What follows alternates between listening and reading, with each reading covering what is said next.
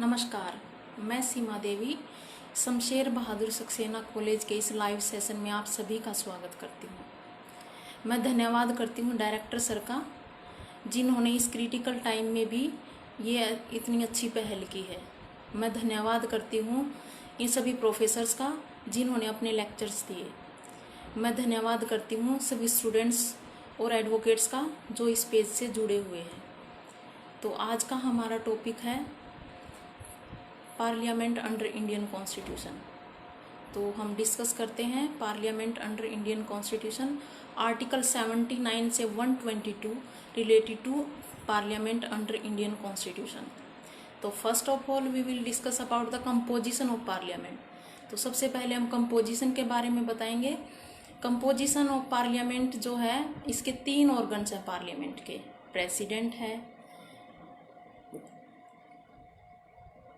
President है, राज्यसभा है, लोकसभा है।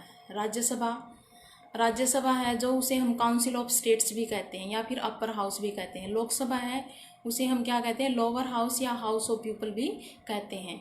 जो प्रेसिडेंट है वो किसी भी हाउस के मेंबर नहीं है, लेकिन जो है दोनों हाउसेस को समन भेज सकते हैं। वो क्या कर सकते हैं, बिल को असेंट दे सकते हैं, और क्या कर सकते हैं, वो हाउस ऑफ पीपल को डिसॉल्व कर सकते हैं। तो ये जो है इनके कुछ फंक्शंस हमने बताए हैं प्रेसिडेंट के। जो है प्रेसिडेंट ऑफ इंडिया क्या कर सकते हैं, वो जो है उनके पास वैसे तो पार्लियामेंट ऑफ इंडिया है जो सुप्रीम बॉडी नहीं है इंडियन कॉन्स्टिट्यूशन के अंदर, लेकिन क्या है, वो Indian constitution is the supreme body. Indian constitution वो सुप्रीम बॉडी है। अगर पार्लियामेंट ऑफ इंडिया अगर कोई लॉ पास करती है और वो किसी फंडामेंटल राइट्स को वॉयलेट करती है, तो उस केस में क्या होता है, जो इंडियन कॉन्स्टिट्यूशन में है, जो कोर्ट को जो पावर दी गई है, सुप्रीम कोर्ट को ये पावर दी गई है, जो लॉ पास किया है पार्लियामेंट ने, उसको जो है अनकॉन्स्टिट्यूशनल डिक्लेयर कर सकते हैं। तो ये स्पेशली पावर है कोर्ट को, इसलिए हम पार्लियामेंट को सुप्रीम बॉडी नहीं कह सकते। इंडियन कॉन्स्टिट्यूशन है वो सुप्रीम बॉडी है। तो नेक्स्ट पॉइंट है हमारा राज्यसभा। राज्यसभा है जो उसे हम अपर हाउस भी कहते हैं, उसे काउंसिल ऑफ स्टेट्स भी कहा जाता है। उसके मैक्सिमम मेंबर्स कितने हैं, 250 हैं जो मैक्सिमम मेंबर्स हो सकते हैं। 238 जो है किसको रिप्रेजेंट करेंगे, यूनियन टेरिटरीज और स्टेट्स को रिप्रेजेंट करेंगे। जो 230 मेंबर्स हैं वो यूनियन टेरिटरीज और स्टेट को रिप्रेजेंट करेंगे, और 12 मेंबर्स हैं जो वो किसके द्वारा नॉमिनेट किए जाएंगे, प्रेसिडेंट के द्वारा नॉमिनेट किए जाएंगे। कैसे नॉमिनेट किए जाएंगे, जिनको स्पेशल नॉलेज होगा। किस में नॉलेज होगा, आर्ट में, लिटरेचर में, सोशल सर्विसेज में और साइंस में। जिनको स्पेशल नॉलेज होगा वो पर्सन जो है अपॉइंट नॉमिनेट किए जाएंगे प्रेसिडेंट के द्वारा। और जो काउंसिल ऑफ स्टेट्स में जो अदर मेंबर्स हैं, 238 मेंबर्स हैं जो स्टेट और यूनियन टेरिटरी को रिप्रेजेंट करते हैं, उनका इलेक्शन कैसे होगा, सिंगल ट्रांसफरेबल वोट के द्वारा, bye means of single transferable vote के द्वारा हम उसको इलेक्शन कर सकते हैं। तो नेक्स्ट पॉइंट है हमारा यूटिलिटी ऑफ राज्यसभा। राज्यसभा की क्या यूटिलिटी है। राज्यसभा है जो वैसे तो लोकसभा के कंपैरिजन में देखा जाए तो जो है वीकर सेक्शन है, वीकर पॉइंट है, वीकर हाउस है, लेकिन अगर उसकी पावर देखी जाए, यूटिलिटी देखी जाए, तो उनकी राज्यसभा की यूटिलिटी भी बहुत ज़्यादा है। तो राज्यसभा की जो है फर्स्ट ऑफ ऑल डिस्कस करेंगे हम वीकर सेक्शंस क्या है, वीकर पॉइंट्स क्या क्या हैं। जो राज्यसभा है वो जो है, हम मनी बिल है जो सिर्फ लोकसभा में ही इंट्रोड्यूस करते हैं, लेकिन लोकसभा में भी इंट्रोड्यूस कैसे किया जा सकता है, पहले रिकमेंडेशन दी जाएगी। किसके द्वारा रिकमेंडेशन दी जाएगी, प्रेसिडेंट के द्वारा रिकमेंडेशन दी जाएगी। उसके बाद हम इंट्रोड्यूस करेंगे लोकसभा में उस बिल को, लेकिन राज्यसभा की कोई इंटरफेरेंस नहीं होती है। तो इसलिए हम उसको क्या मानते हैं कि ये जो वीकर है हाउस है in comparison to house of people, in comparison to Lok Sabha. इसकी यूटिलिटी क्या है, राज्यसभा की यूटिलिटी ये है कि राज्यसभा की यूटिलिटी है कि ये जो है रिवाइज्ड बॉडी है of the house of people. House of people के लिए रिवाइज्ड बॉडी है। और सेकंड पॉइंट क्या है, ये जो स्टेट्समैन्स हैं, सीनियर पॉलिटिशियंस हैं, इन सबको जो है चांस मिल जाता है इजीली एक्सेस होने का राज्यसभा में, इजीली जो एंटर करने का राज्यसभा में मौका मिल जाता है, और जो है जनरल इलेक्शंस को फॉलो नहीं करना पड़ता। तो ये है राज्यसभा की यूटिलिटी। तो नेक्स्ट पॉइंट है हमारा चेयरमैन और deputy chairman of the Rajya Sabha. Rajya Sabha के चेयरमैन और डिप्टी चेयरमैन के बारे में डिस्कस करेंगे। जो वाइस प्रेसिडेंट है वो क्या होते हैं, ex officio chairman of the Rajya Sabha होते हैं।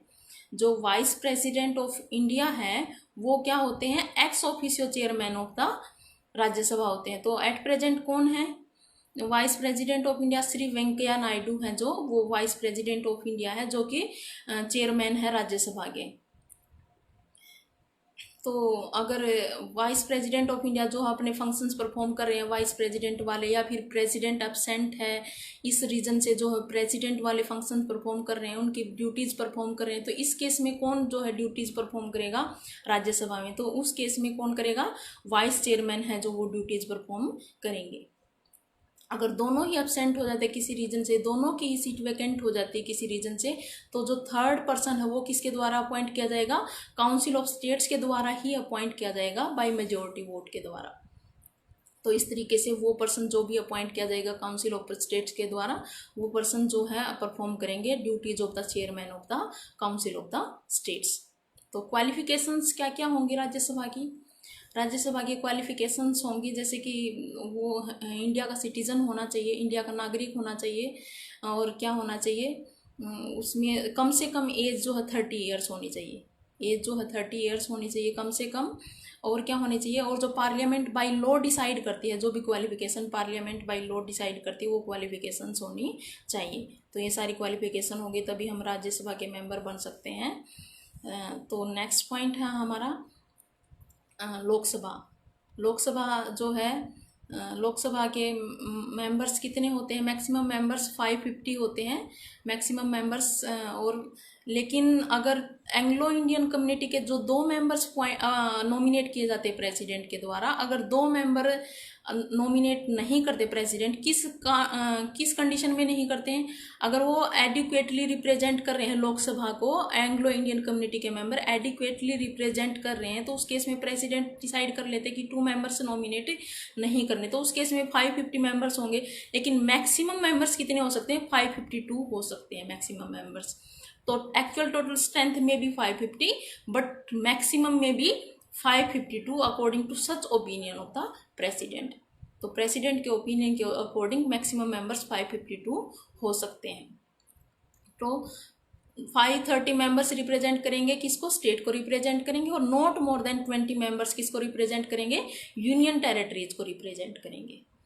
तो यूनियन जो इसमें इलेक्शन जो होता है डायरेक्ट इलेक्शन होता है, पीपल जो है डायरेक्टली वोट डालते हैं on the basis of adult franchise.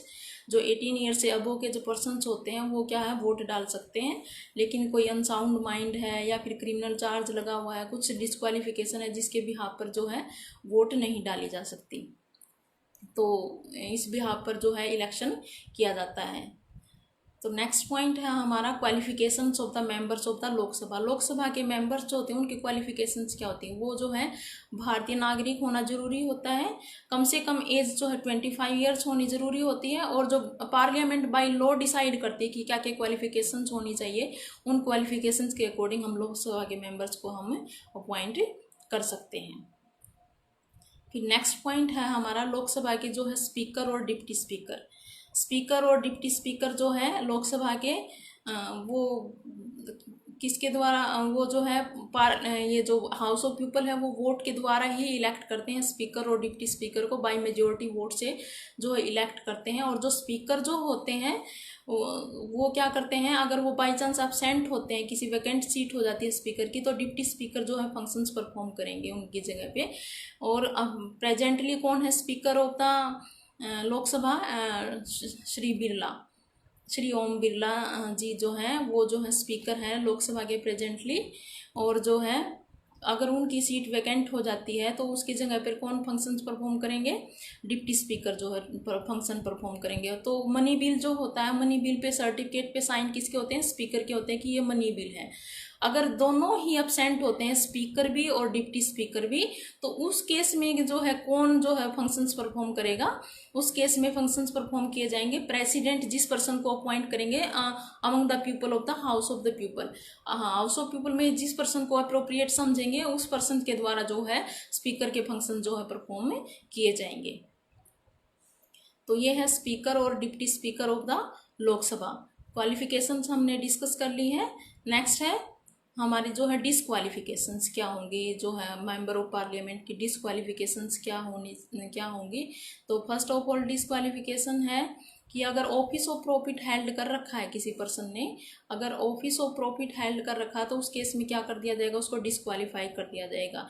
या फिर अनसाउंड माइंड हो गया है पर्सन, या दिवालिया घोषित हो गया है पर्सन, तो उस केस में जो मेंबर्स जो होते हैं पार्लियामेंट के उनको क्या कर दिया जाएगा, हम उसको डिसक्वालीफाई कर दिया जाएगा। तो ऑफिस ऑफ प्रॉफिट को हम डिस्कस करते हैं। ऑफिस ऑफ प्रॉफिट क्या होता है, जैसे कि एक पॉपुलर केस है ऑफिस ऑफ प्रॉफिट का, Jaya Bachchan versus union of India. इसमें जया बच्चन जी थे जो वो क्या कहते थे, राज्यसभा के मेंबर थे, लेकिन साथ में क्या थे, यूपी फिल्म डेवलपमेंट काउंसिल के चेयरपर्सन भी थे। तो उस केस में जया बच्चन ने डिफेंस दिया कि मैं जो ऑफिस ऑफ प्रॉफिट होल्ड नहीं कर रही, लेकिन उस केस में जो है प्रिवेंशन ऑफ डिफेक्शन एक्ट के अकॉर्डिंग ये डिसाइड हुआ कि जो जया बच्चन जी हैं उन्होंने ऑफिस ऑफ प्रॉफिट होल्ड कर रखा है, और उस केस में उन्होंने क्या किया, राज्यसभा की जो मेंबर थी उससे भी रिजाइन करना पड़ा, और यूपी फिल्म डेवलपमेंट काउंसिल की जो चेयरपर्सन थी उससे भी उन्होंने रिजाइन किया, क्योंकि वो क्या ले रही थी, 5000 ऑनरियम के साथ साथ क्या ले रही थी, इन टाइटल एक्सपेंसिस 10,000 ले रही थी, स्टाफ जो car facilities with driver, telephone facilities, खुद के लिए टेलीफोन फैसिलिटीज़, फैमिली मेम्बर्स के लिए telephone facilities, medical facilities to himself और family members, another allowances also. So it is held by Supreme Court that it is the office of the profit. So he was removed from the Rajya Sabha membership. She was removed, sorry. The next point है हमारा, next case discuss कर लेते हैं हम इसी से related, office of profit से related. ये ऑफिस ऑफ प्रॉफिट से रिलेटेड है के.बी. पामाराय वर्सेज के.बी. पामाराय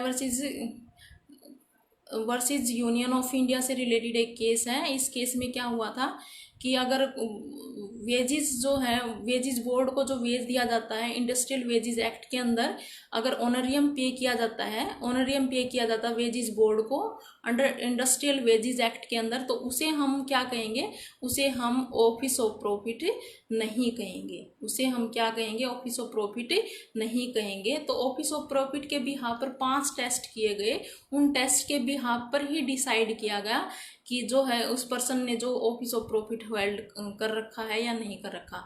तो फर्स्ट टेस्ट है कि वो गवर्नमेंट से जो सर्विस ले रहे हैं, गवर्नमेंट के लिए जो है, गवर्नमेंट को पावर है या नहीं है उस पर्सन को अपॉइंट करने की, या फिर गवर्नमेंट को पावर है या नहीं उस पर्सन को रिमूव करने की, या फिर गवर्नमेंट के लिए फंक्शंस परफॉर्म कर रहे हैं या नहीं वो पर्सन, या फिर गवर्नमेंट की डायरेक्शन के अंदर वो पर्सन फंक्शन परफॉर्म कर रहे हैं या नहीं, या फिर रिम्यूनरेशन ले रहे हैं या नहीं गवर्नमेंट से। So all these things are considered under the office of the profit. तो उसी के बिहाफ पर डिसाइड किया जाता है कि इस पर्सन ने ऑफिस ऑफ प्रॉफिट जो होल्ड कर रखा है या नहीं। कॉन्स्टिट्यूशन में इसकी कहीं डेफिनेशन नहीं दे रखी ऑफिस ऑफ प्रॉफिट की, लेकिन अगर हम नॉर्मली देखें, जैसे रिप्रेजेंटेशन ऑफ पीपल एक्ट में देखें, प्रिवेंशन ऑफ डिफेक्शन एक्ट में देखें, तो इसके अकॉर्डिंग हम क्या कह सकते हैं, अगर हम गवर्नमेंट से, सेंट्रल गवर्नमेंट या स्टेट गवर्नमेंट से जो है रिम्यूनरेशन या सैलरी ले रहे हैं, तो उसे हम क्या कहेंगे, ऑफिस ऑफ प्रॉफिट कहेंगे। तो इस बिहाफ पर जो मेंबर ऑफ पार्लियामेंट है उसको क्या किया जा सकता है, रिमूव किया जा सकता है। तो resignation of member of parliament, resignation कैसे कर सकते, किसको रिजाइनेशन देंगे मेंबर ऑफ पार्लियामेंट, अगर राज्यसभा के मेंबर्स हैं तो किसको रिजाइनेशन देंगे, राज्यसभा के जो चेयरपर्सन हैं उनको जो है रिजाइनेशन लेटर लिखेंगे। अगर लोकसभा के मेंबर हैं तो स्पीकर को रिजाइनेशन लेटर लिखेंगे। वैकेशन ऑफ द सीट्स, अगर सीट्स वैकेट करनी है, वैकेट्स हो जाती हैं, वो किस कंडीशन में होती है, अगर जैसे हाउस ऑफ पीपल की मीटिंग्स हैं और राज्यसभा की मीटिंग्स हैं, अगर 60 डेज तक कोई मेंबर जो है प्रेजेंट नहीं होता किसी भी मीटिंग में, और उसके लिए कोई रीजनेबल कॉज भी नहीं देता है कि किस कारण से मीटिंग में प्रेजेंट नहीं हो रहे हैं, तो उस केस में क्या डिक्लेरेशन कर दी जाती है कि इस मेंबर को रिमूव किया गया है राज्यसभा से या फिर लोकसभा से। लेकिन डेक्लारेशन जरूरी है, अगर डेक्लारेशन नहीं होती तो उस पर्सन को हम ऐसे इम्प्लाइडली जो हम उसको रिमूव नहीं कर सकते। तो नेक्स्ट पॉइंट है हमारा representation of people act, representation of people act के अंदर जो है उसकी क्या डिस्क्वालिफिकेशन होगी, अगर किसी पर्सन ने जो है इलेक्शन के अंदर करप्ट प्रैक्टिस की है और इलेक्शन जीत लिया है तो उस केस में भी हम उसको क्या कर सकते हैं, रिमूव कर सकते हैं मेंबर्स ऑफ पार्लियामेंट से। अगर किसी को इम्प्रीजनमेंट हुई है 2 या 2 साल से अधिक तो उस केस में भी हम क्या कर सकते हैं, उसको जो है रिमूव कर सकते हैं। या फिर क्या किया है उसने, जो है इलेक्शन में जो भी एक्सपेंसेस हुआ है उसका अच्छे से ब्यौरा नहीं दिया, उसका अकाउंट क्लोज नहीं किया है, फेलर हो गया अकाउंट क्लोज करने में, तो उस केस में भी क्या कर सकते हैं, उसको जो है हम पार्लियामेंट के मेंबरशिप से हटा सकते हैं।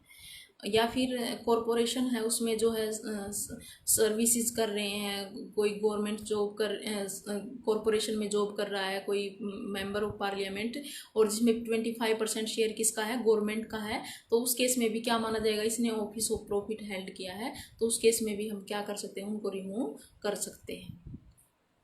फिर है डिफेक्शन एक्ट।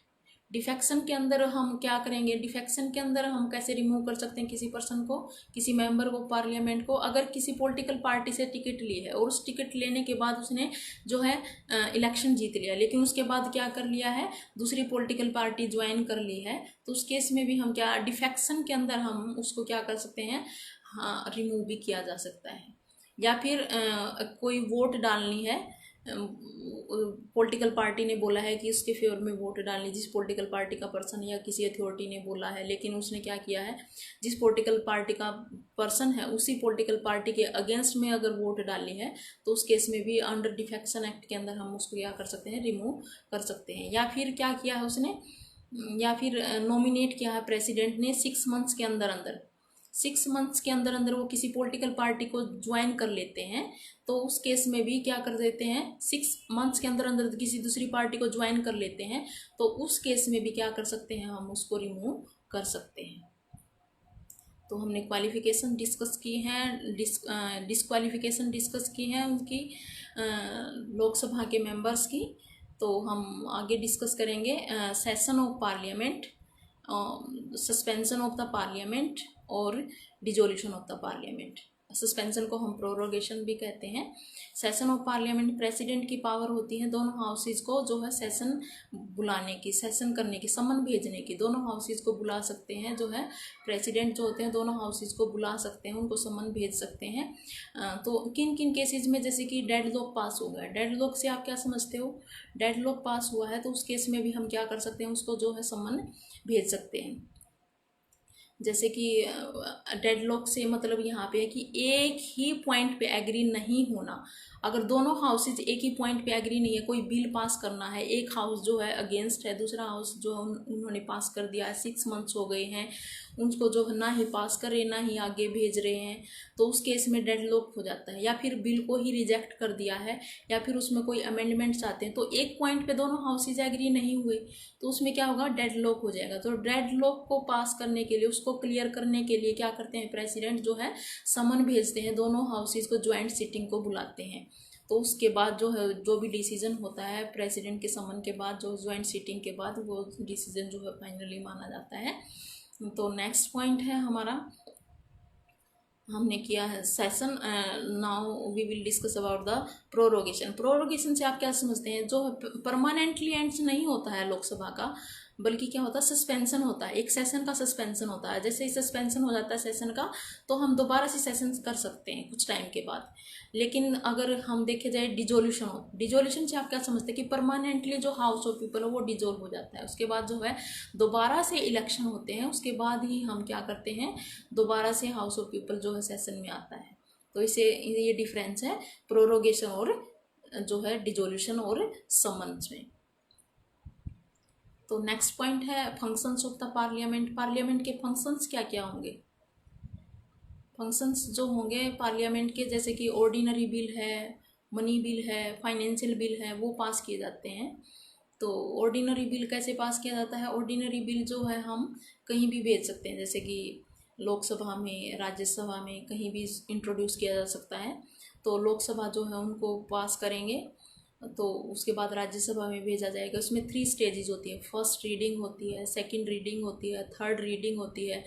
फर्स्ट रीडिंग में क्या होता है, कि जो सिर्फ जो है इंट्रोड्यूस किया जाता है बिल को, और सेकंड रीडिंग में क्या होता है उसको जो जो भी अमेंडमेंट करने हैं, क्या अमेंडमेंट करने हैं, क्या क्या चेंजेस लेके आने हैं, वो सब डिस्कस किए जाएंगे। और थर्ड में क्या किया जाएगा, थर्ड में जो है ब्रीफ डिस्कशन किया जाएगा, थोड़ा बहुत चेंजेस करना, उसके बाद जो है अगले हाउस के पास भेज दिया जाएगा, राज्यसभा के पास भेज दिया जाएगा जो है बिल है। फिर राज्यसभा में भी सेम प्रोसीजर होता है, 3 रीडिंग होती है, first reading, second reading, third reading, same proceeding होती है। अगर राज्यसभा चाहे तो उस बिल को क्या कर सकती है, जो है रिजेक्ट कर सकती है, अमेंडमेंट चाहे तो अमेंडमेंट कर सकती है। अगर राज्यसभा अगर 6 महीने तक उस बिल को पास नहीं करती और अपने पास ही रख के रहती है तो उस केस में मैंने बताया, पहले भी बता चुकी हूँ कि डेडलॉक हो जाता है। तो उस केस में जो है बिल पास नहीं होता तो प्रेसिडेंट जो है ज्वाइंट सिटिंग को बुला सकते हैं। तो अगर राज्यसभा ने भी बिल को पास कर दिया तो फिर कहाँ पे जाएगा, प्रेसिडेंट के पास जाएगा। तो असेंट ऑफ प्रेसिडेंट कैसे होगी उस बिल से रिलेटेड, उस बिल से रिलेटेड असेंट कैसे होगी, जैसे कि अगर चाहे तो प्रेसिडेंट उस बिल को रिजेक्ट कर सकते हैं या विद होल्ड कर सकते हैं। विद होल्ड मतलब कि अपने पास रख सकते हैं, बिल्कुल ही विदड्रॉ कर सकते हैं, या फिर क्या कर सकते हैं, या फिर उसमें अमेंडमेंट सजेशन दे सकते हैं कि इस सजेशन के साथ मैं आपके पास वापस भेजता हूँ इस बिल को। तो जैसे प्रेसिडेंट वापस भेजते हैं तो उस केस में जो है लोकसभा और राज्यसभा अगर चाहें तो उसमें जो चेंजेस बताए हैं प्रेसिडेंट ने उनके अकॉर्डिंग चेंज कर सकते हैं, अमेंडमेंट कर सकते हैं। अगर अमेंडमेंट नहीं करते हैं, अगर वैसे कि वैसे दोबारा से जो है बिल को वापस भेज देते हैं प्रेसिडेंट के पास, तो प्रेसिडेंट को उसमें असेंट देनी ही पड़ेगी। ये जो है उनके पास मैंडेटरी हो जाता है कि उनको जो है बिल को पास करना ही पड़ेगा। फिर नेक्स्ट आ जाता है मनी बिल। मनी बिल है जो किससे रिलेटेड है, जैसे कि अबोलिशन है, अल्ट्रेशन है, या फिर चेंजेस है इन द टैक्सेस, टैक्सेस में कोई चेंज लेके आना है, अल्ट्रेशन करना है, अबोलिशन करना है। तो ये सब किससे रिलेटेड है, मनी बिल से रिलेटेड। ये किस में डिफाइन कर रखे हैं, आर्टिकल 110 क्लोज 1 में डिफाइन कर रखे हैं। तो मनी बिल में और क्या आते हैं, जैसे custody of consolidated fund of India है, मनी विड्रॉ करने out of consolidated fund of India से, या फिर अप्रोप्रिएशन ऑफ मनी करना है out of consolidated fund of India से। तो ये सब क्या होते हैं, मनी बिल होते हैं। तो मनी बिल है जो सिर्फ लोकसभा में इंट्रोड्यूस किया जाता है on the recommendation of president, president के रिकमेंडेशन पे। तो नेक्स्ट पॉइंट है हमारा कि उनकी रिकमेंडेशन पर जैसे ही बिल इंट्रोड्यूस किया गया है तो उसमें राज्यसभा की कोई इंटरफेरेंस नहीं होती है, तो प्रेसिडेंट के पास भेजा जाता है डायरेक्टली। प्रेसिडेंट चाहे तो उसमें कुछ चेंज सजेशन दे सकते हैं कि ये चेंज लेके आना है, तो उसके बाद जो है लोकसभा जो है दोबारा से जो है कंसिडर करेंगे, तो उसके बाद जो प्रेसिडेंट को जो है सेंट देनी ही पड़ेगी अगर वो चेंज करते हैं, नहीं करते हैं तो भी। तो ऐसे मनी बिल पास किया जाता है। फिर है फाइनेंशियल बिल या मनी इन्वॉल्विंग एक्सपेंडिचर। तो मनी इन्वॉल्विंग एक्सपेंडिचर और फाइनेंशियल बिल है, वो फाइनेंशियल बिल का जो है वाइड स्कोप है, लेकिन मनी बिल है जो थोड़ा नैरो है। जो है एक्सपेंडिचर बिल है उसमें जो मनी बिल इंक्लूड होते हैं, लेकिन मनी बिल में एक्सपेंडिचर बिल या फाइनेंशियल बिल इंक्लूड नहीं होते हैं। तो फाइनेंशियल बिल कैसे पास किए जाएंगे, बिल इन्वॉल्विंग एक्सपेंडिचर और फाइनेंशियल बिल कैसे, ये आर्टिकल 117 में मेंशन कर रखा है। तो बिल इन्वॉल्विंग एक्सपेंडिचर है या फिर फाइनेंशियल बिल है, उनको जो है उनको भी हम लोकसभा में ही इंट्रोड्यूस करते हैं on the recommendation of the president.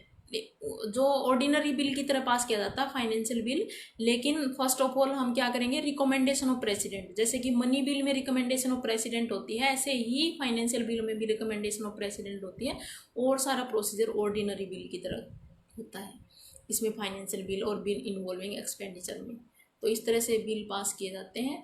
तो लैंग्वेज कौन सी यूज की जाती है पार्लियामेंट में, लैंग्वेज है जो वो हिंदी या इंग्लिश यूज की जाती है, लेकिन अगर स्पीकर और चेयरमैन चाहें तो वो जो है अपनी मदर टंग में, मेंबर ऑफ पार्लियामेंट जो अपनी मदर टंग में है जो बोल सकते हैं। तो इस तरीके से जो है लैंग्वेज यूज की जाती है पार्लियामेंट में।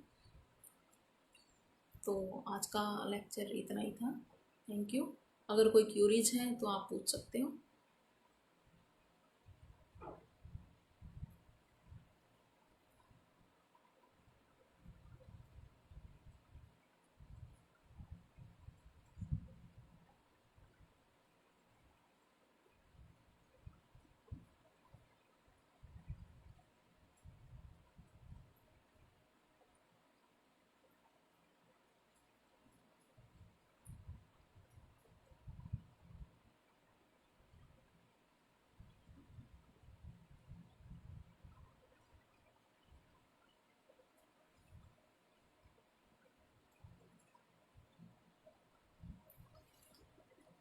Thank you so much.